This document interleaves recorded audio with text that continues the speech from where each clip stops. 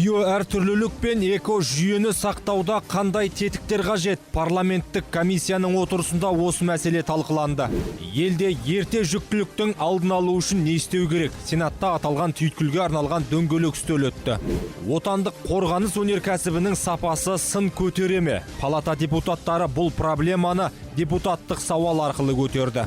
Армысыз құрметті көрермен, эфирде Сенат сөзі бағдарламасы. Бүгін осы және өзге де тақырыптарды тұздық өтеміз. Сенат спикері Мәулен Әшімбаевтың төрағалығымен палата отырысы өтті. Онда сенаторлар күн тәртібіне шығарылған халықаралық келісімді ратификациялады. Сондай-ақ олар жол апаттарының алдын алу, қант өндірісін жетілдіру, қорғаныс өнеркәсібін дамыту және тағы басқа өзекті мәселелер бойынша депутаттық сауалдарын жолдады. Отырыс барысында Сенат депутаттары Қазақстан мен Өзбекстан арасындағы Орталық Азия халықаралық өнеркәсіптік кооперация орталығы туралы келісімді қарап ратификациялады. Бұл орталық шекаралас аумақтарда орналасқан және оның әр бөлігі өз мемлекетінің құзырында болады. Орталықтың қызметі тараптардың шағын және орта өнеркәсіптік кәсіпорындарын халықаралық қосылған құн тізбесіне интеграциялау үшін қолайлы жағдайлар жасауға бағытталған. Заң нормалары шекара маңындағы аумақтардың өндірістік базасын дамытуды, сондай-ақ инновациялық және ғылымды қажет ететін өндірістерді жетілдіруді көздейді. Мақұлданған заң Қазақстан мен Өзбекстан арасындағы өнеркәсіп саласындағы жаңа кооперация орталығының құқықтық негізін айқындайды. Соның аясында Орталық Азия халықаралық өнеркәсіптік кооперация орталығының мәртебесі, оның қызмет түрлері мен құзыреті белгіленді. Бұл заң бауырлас екі елдің іскерлік байланыстарын нығайтуға, сондай-ақ сауда-экономикалық қатынастарын ары қарай да дамытуға оң ықпал тигізеді деп сенеміз. Осы аптада Сенатта орнықты даму саласындағы ұлттық мақсаттар мен міндеттердің іске асырылуына мониторинг жүргізу жөніндегі парламенттік комиссияның кезекті отырысы өтті. Онда био әртүрлілікті сақтау және құрлықтың эко жүйелерін тиімді пайдалану мәселелері кеңінен талқыланды. Іс-шараға парламент депутаттарымен бірге мемлекеттік органдар, халықаралық ұйымдар және азаматтық сектор өкілдері мен сарапшылар қатысты. Комиссия отырысында Сенат төрағасы Мәулен Әшімбаев орнықты даму индексінің 2024 жылғы көрсеткішіне сәйкес құрлықтың эко жүйелерін сақтау Қазақстандағы ең өзекті 6 мәселенің қатарына қосылғанын айтты. Сондықтан мемлекет басшысының бастамасымен осы бағытта жүйелі жұмыстар іске асырылып жатыр. Бұл ретте Біріккен ұлттар ұйымының бас ассамблеясы Алматыда Біріккен ұлттар ұйымының Орталық Азия мен Ауғанстан үшін орнықты даму мақсаттары жөніндегі аймақтық хабын құру туралы қарарды консенсус негізінде қабылдауы айрықша мәнге ие. Қазіргі таңда қоршаған ортаны қорғау және эко жүйені сақтау бүкіл әлем үшін өзекті мәселе екені белгілі. Елімізде де бұл бағытта атқарылуға тиіс көптеген маңызды міндеттер бар. Сондықтан президентіміз Қасым-Жомарт Кемелұлы Тоқаев осы салаға үнемі баса мән беріп келеді. Бүгінде мемлекет басшысының тапсырмасымен жүйелі жұмыстар іске асырылып жатыр.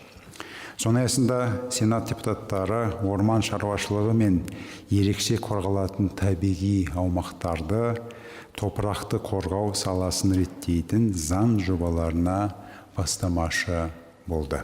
Сондай-ақ тиісті мемлекеттік органдар био әртүрлілікті сақтау тұжырымдамасын әзірлеуде. Отырыста био әртүрлілікті сақтау тұжырымдамасын пысықтауға, ықтимал тәуекелдер мен қауіптердің алдын алу үшін ұлттық экологиялық мониторинг жүйесін жетілдіруге, топырақтың құнарлығын сақтау үшін жер ресурстарын тұрақты басқаруға көшуге және халықаралық ынтымақтастықты арттыруға қатысты ұсыныстар айтылды. Алдағы уақытта барлық ұсыныс мұқият зерделеніп, мемлекеттік органдарға жолдау үшін арнайы ұсынымдар әзірленеді. Елде ерте жүктілік жағдайлар өзекті проблемаға айналып отыр. Бұл жүйелі жұмыс пен кешенді тәсілдерді қажет ететін ауқымды мәселе. Осыған байланысты Сенаттың әлеуметтік мәдени даму және ғылым комитетінің ұйымдастыруымен жасөспірім қыздардың құқығын қорғау ерте жүктіліктің алдын алу тақырыбына арналған дөңгелек үстел өтті. Комитет төрағасы Нұртөре Жүсіп өз сөзінде бұл мәселенің әлеуметтік салдары ауыр екенін атап өтті. Сондай-ақ ол аталған түйткіл мемлекет басшысының ерекше назарында екенін айтып, президент тапсырмасымен нақты жұмыстар қолға алынғанын жеткізді. Кездесуде профилактикалық шараларды күшейту, жасөспірімдерге дәрігерлік және психологиялық қызметтердің қолжетімділігін арттыру, сондай-ақ мемлекеттік және үкіметтік емес ұйымдардың рөлі мен үйлесімді жұмысы туралы да сөз болды. Қатысушылар заңдарды жетілдіру, түсіндіру жұмыстарын жүйелеу және қиын жағдайға тап болған жасөспірімдерді қолдау шараларын кеңейту бағытында да нақты ұсыныстар айтты. Қыз тәрбиесі, расымен бұл ұлт тәрбиесі, соған байланысты қыздарымыздың тағдыры, бұл ұлттың тағдыры. Осы қыздарымыздың тағдырына кері әсер етіп отырған осы ерте жүктілік мәселесі бүгінгі көтеріліп отырған өзекті мәселе деп ойлаймын. Міне осыған жаңағы түрткі болып отырған, себеп болып отырған жағдайларды жаңа баяндамашылар атап өтті. Соның негізгі себептерінің бірі бұл зорлық-зомбылық пен әлеуметтік желілер, мессенджерлердегі жаңағы кері ақпараттар. Елдің қорғаныс өнеркәсібіне шұғыл реформалар қажет. Өйткені саланы қаржыландыру, сертификаттау және реттеудің қолданыстағы тетіктері отандық өндірістің дамуын айтарлықтай тежеп отыр. Сенатор Геннадий Шиповских бұл бағыттың ұлттық қауіпсіздік үшін аса маңызды екенін айтып, үкіметке сауал жолдады. Депутаттың айтуынша Қазақстанда әскери техниканың жазылған сипаттамаларын растай алатын сертификаттау орталықтары мен сынақ полигондарының болмауы негізгі проблеманың бірі болып қалып отыр.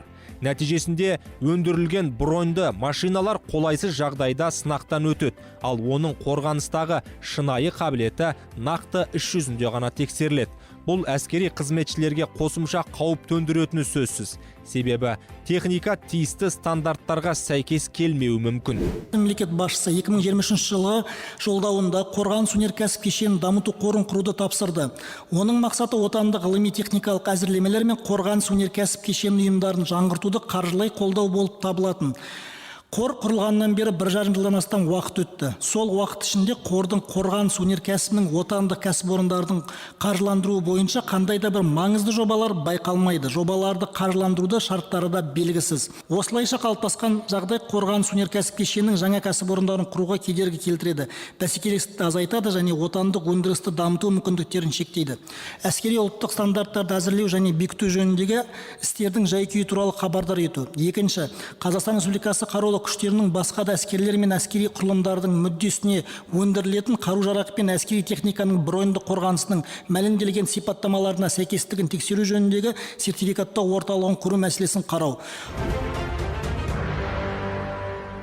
Қазақстанның аграрлық секторын дамытуға ауыл шаруашылығы жерлері мен жайылымдардың жетіспеушілігі айтарлықтай салдарын тигізіп отыр. Тек соңғы жылдардың өзінде еліміздегі ауыл шаруашылығы алқаптарының көлемі 20,6 миллион гектарға қысқарған. Депутат Жанболат Жүргенбаев өз сауалында осы мәселені көтерді. Депутаттың айтуынша мұндай проблема жерді орман қорына беру, оларды тиімсіз пайдалану және жайылымдарды тиімді бөлу тетіктерінің болмауына байланысты туындап отыр. Салдарынан фермерлер мал жаю үшін арнайы орман билетін алуға мәжбүр. Бұл олардың жұмысын қиындатып қана қоймай, жайылым тапшылығын арттыруда. Қазірдің өзінде бірнеше миллион гектар жайылымдық жер жетіспейді. Орман қоры жерлерін цифрлық жүйеге келтіру, қоғамдық бақылауды қамтамасыз ету үшін ашық кадастрлық карта жасау. Сонымен қатар орман қоры жерлерін ауыл шаруашылығына айналдырудың құқықтық негіздерін айқындау үшін қолданыстағы жер, орман және экологиялық кодекстерге тиісті өзгерістер енгізу. Аталған шаралар аграрлық сектордың дамуына, азық-түлік қауіпсіздігін қамтамасыз етуге, ауылдық аймақтардың экономикалық әлеуетін арттыруға ықпал етеді деп санаймыз. Сенаторлардың қызметі туралы басқа да жаңалықтарды палатаның Facebook, Instagram, YouTube, TikTok, Telegram секілді әлеуметтік желілердегі ресми парақшаларынан таба аласыздар. Ал осымен Сенат сөз бағдарламасының кезекті саны аяқталды. Сауатты қоғамда салауатты өмір сүрейік.